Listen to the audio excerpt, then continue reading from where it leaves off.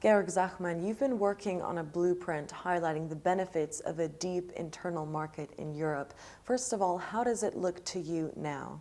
The European energy market has been in a long phase of development for more than 20 years and still has not reached a steady state situation.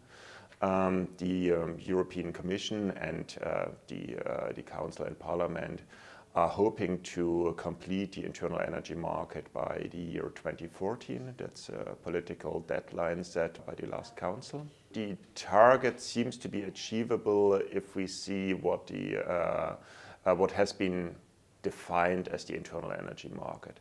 The result that is to be expected is what I would call a shallow energy market, a market in which the decisions on consumption and production of electricity, for example, are decided based on market signals, but where many the much more important decisions on where to locate new power plants are still based on national signals. And in your view, are the developments being made by member states on their own energy markets helping to achieve integration?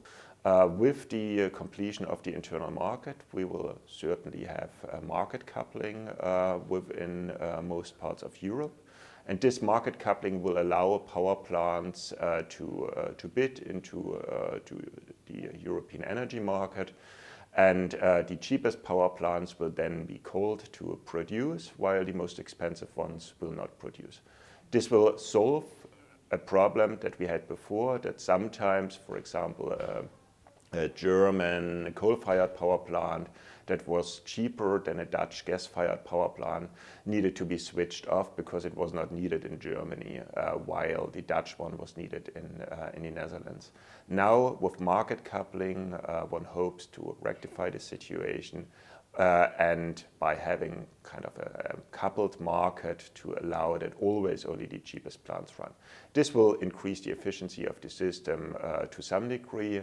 But overall, most of the benefits have already been reaped in the past. So to what extent are we on track to achieve a deep internal energy market in Europe?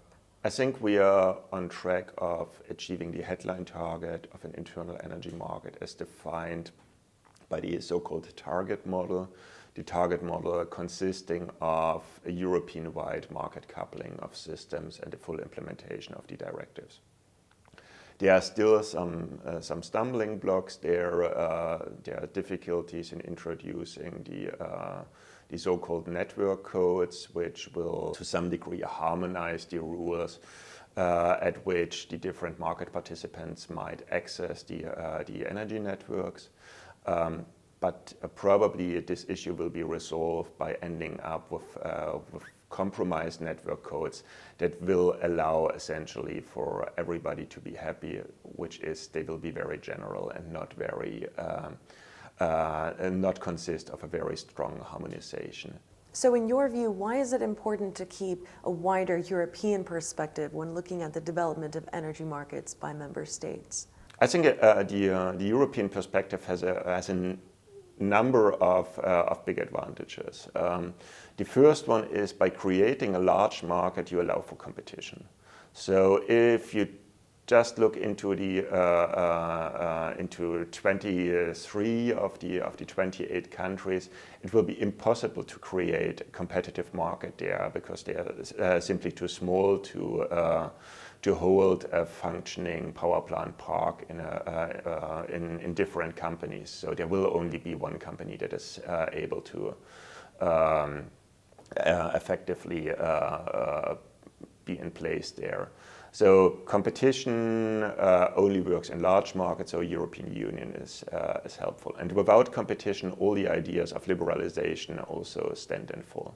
So if we want to have a market for electricity, then we would need a European solution. Otherwise, I think there is no way around strong regulation or renationalization of the electricity industry.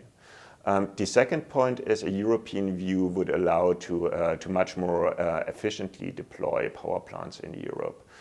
You would need much less reserve capacity. We calculated that if you bring together two systems with very similar characteristics and allow them to re-optimize their power plant park, then you can save up to 5% of the total system cost. And if you bring together systems that are very different, think for example of Spain and Germany, with Spain a lot of solar power at slightly later than in Germany, and Germany with a lot of wind power, then those systems are so complementary that the total savings, if you want to deploy a lot of renewables, could be really substantive.